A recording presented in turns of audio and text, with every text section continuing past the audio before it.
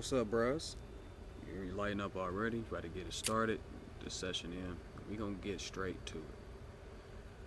I was sitting there thinking about something a second ago, and I just couldn't even figure out what it was. Oh, but yo, we actually got a pretty good message, and I'm not even gonna mess around with it, right? So just hold on. Oh, unplugged it. I plugged up to the wrong one. Give me 1 second. Let me tap into this mic. Check. So yeah, here we go. Pretty simple. I am 30 years old. I live with my with my girl. I live with my 3 kids, and also I work from home. I have a nice job that pays some money, not the money that I want for us to sit there and have the things that we want. I have a vehicle. I don't feel that she respects me. We don't show each other love. I feel like a loser all the time. What am I supposed to do to sit there and better myself to be a better person?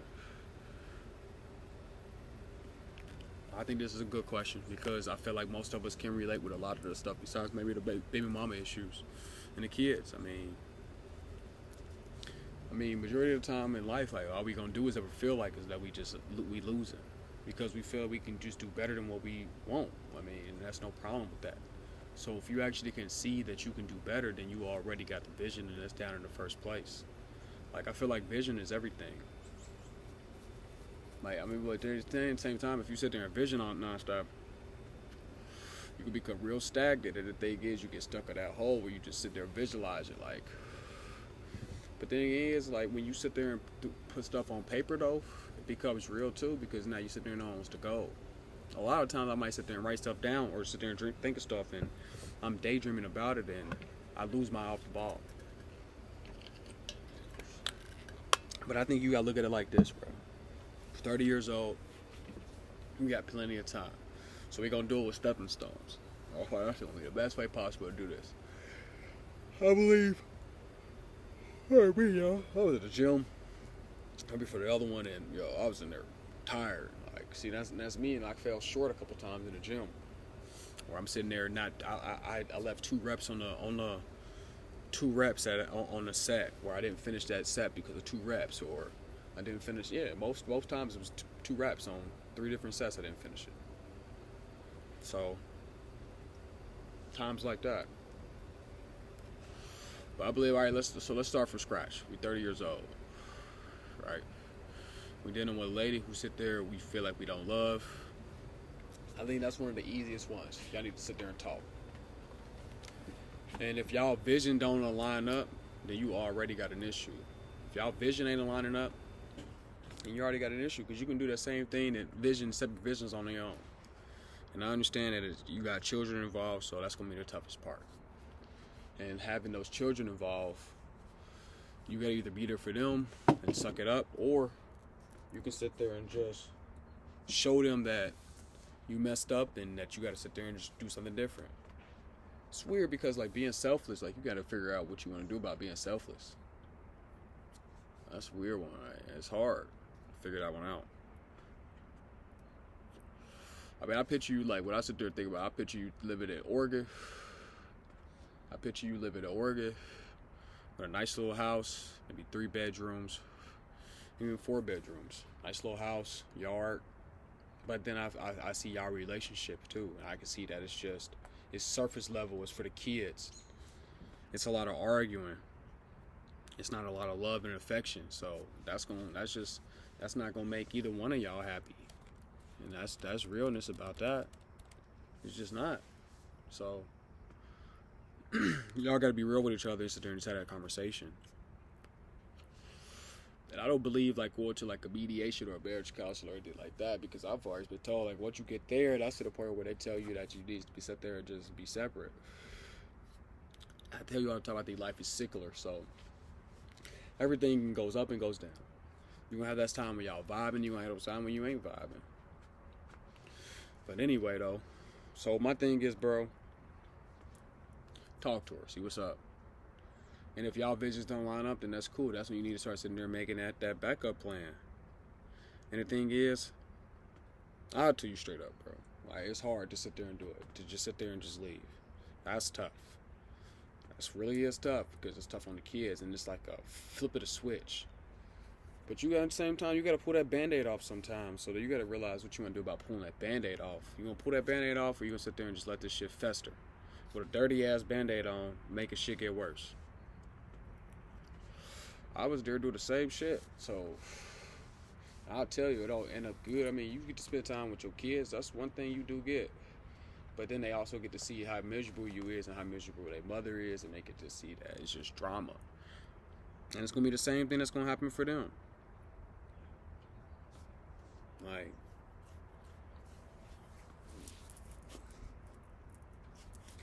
but when it comes to working, so like, all right, I'm 30 years old.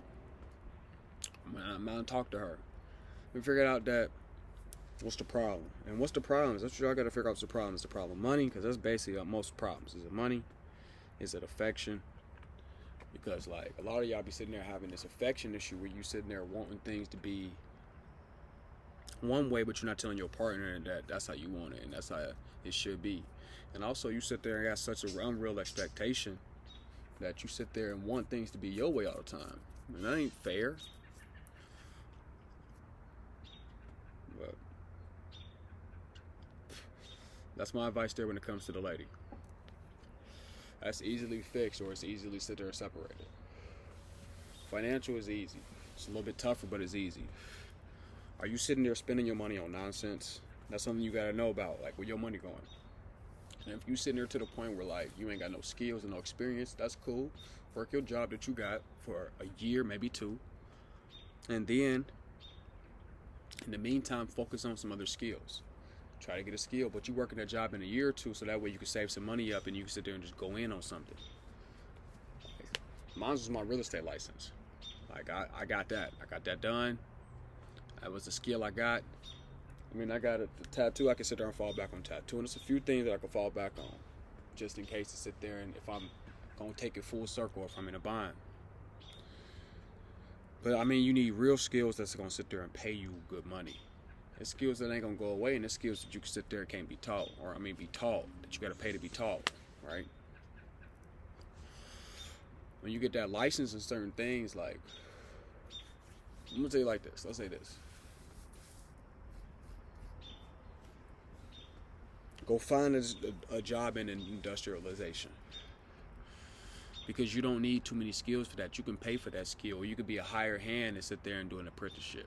And that's easy. That'll have your family set. You sit there and knock that out for 2 to 4 years, even 8 years tops, and your family will be set.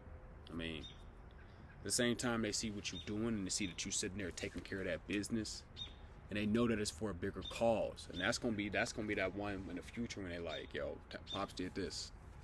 Pops did this for us. And it's funny because that's how it always is. Pops sacrificed this, and Pops did this. That's pretty much real with that one.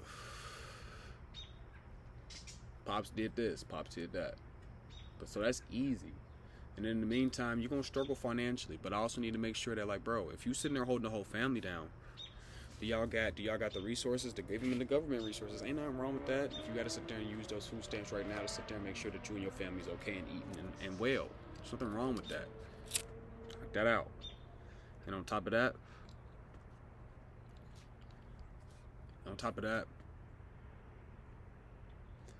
how are you doing with your credit history?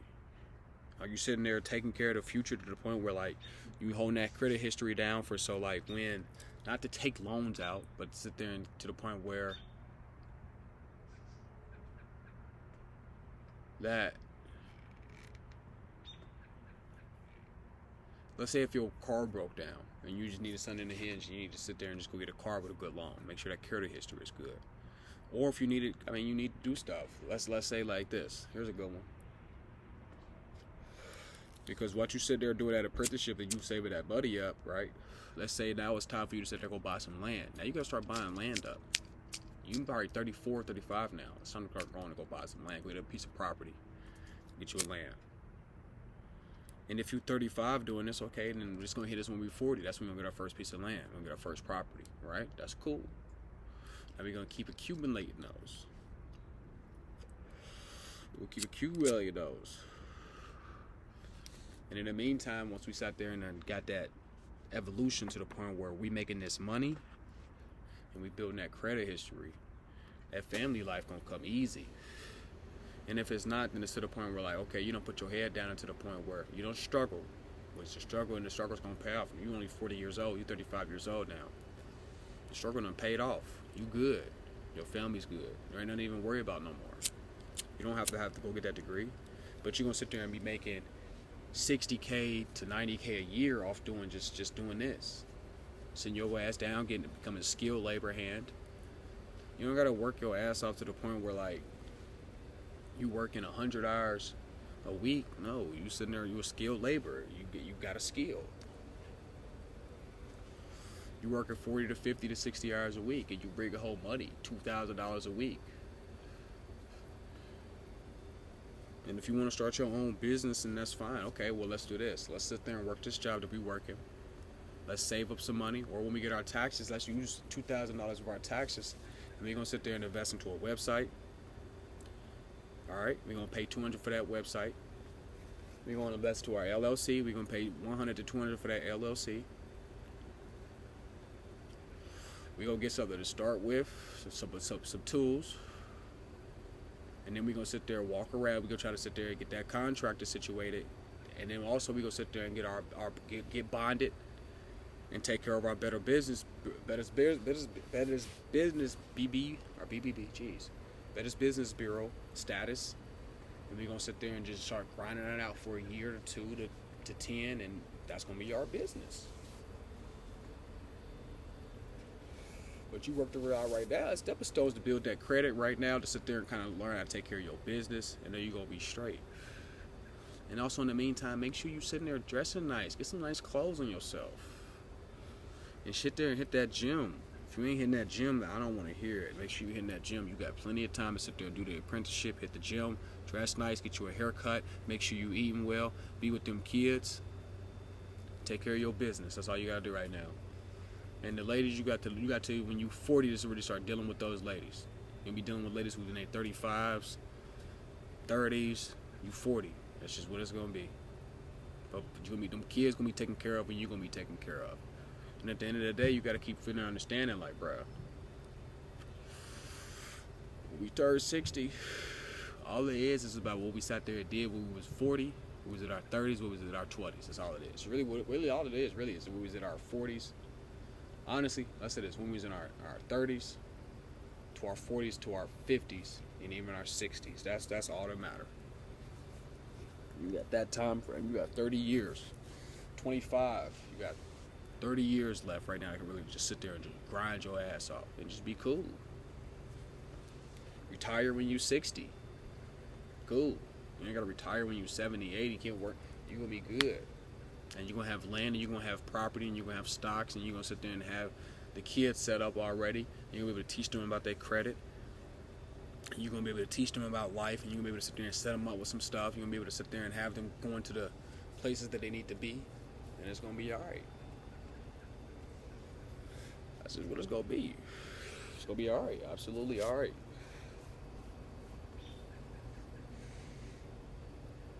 And if you're struggling with them ladies, like, bro, it's simple. Like, just take time to sit there and focus on yourself, which I know is hard because you're gonna want to sit there and focus on them ladies, even when you're sitting there focusing on yourself. Like, we as men, you sit there and you got that call to the jungle, and that shit just calling you. It should be calling you. Calling, bro. I was sitting there thinking earlier, like, bro, the first fight, like, what was the first real fight you got your ass whooped in? Like, I remember my brother whooped my ass real bad one time. That motherfucker punched me in my nose so hard, my nose had to be broke. I couldn't even sit there and put the fucking helmet on my head at football practice the next day. I got into a fight with my boy one time where that boy cracked me. He hit me in the back of my head. My head hurt so bad the next time we was getting into a fight. He was just cracking me. I never backed down from a fight, though. I was just thinking about that first time you got your ass whipped. What's the feeling? Everybody be so scared about fighting, and it's just like, it's win or lose. I feel like it's more of a confidence hit when you lose. But I just want to know what your opinion with that one though. When was your first time getting your ass whooped? How'd it go? It's all right. Like shit, you gonna win some, you gonna lose some. But bruh, stop calling yourself a loser. Like you ain't a loser. Stop calling yourself a loser. You're not a loser. Love yourself. Care about yourself. Tell yourself that you're a king. Tell yourself that everybody loves you. Your kids love you. What you're doing is right now is just temporary to sit there and get to a better place. You ain't no loser. No matter what nobody feels, you gotta sit there and love yourself. Everybody's opinion is dog shit. But unless you real with yourself though, if you is on some lame stuff and you going through a situation when you know that like, yo, I'm sitting there doing some lame stuff, then that's you being real with yourself and being self-conscious with yourself, and you gotta weed those things off and you'll be fine. You'll be fine. Like, some real stuff. Just love yourself. Know that the Lord love you. Talk to yourself. Take care of yourself, and you're gonna start feeling better. And shit, you ain't no loser. Don't call yourself no loser. Speak life into yourself. Like I tell my kids, speak life into yourself. Who else gonna speak life into yourself if you can't speak life into yourself? Speak some life into yourself. You're a gift from God. Remember that. That's a blessing. Speak that life into yourself. And sit down and focus and just, you know what, picture this. I like to picture myself like this in the middle of the ocean, right? And I'm on a dinghy, a little boat, and a rope's tied to the boat, and it's tied to a ship. And the ship is where everybody else that I feel like is at. That's the funny part. That's the funny part, where I feel like everybody else is at. And I'm trying to get closer to that ship. Sometimes that rope get farther away, but I'm trying to get closer to the ship. But you gotta understand, like, you need to sit there and just understand, like, yo, think like this. You gotta sit there and be that squirrel trying to put those nuts in the basket. And everything else is gonna work itself out. Be that squirrel trying to put their nuts in the basket. Everything else gonna work itself out. Really is. I love you, man. I hope you take it easy and, bruh, love yourself, because I love you. Like, because you my brother at the end of the day. I don't even care. Carl, you my brother. You ain't no fucking loser.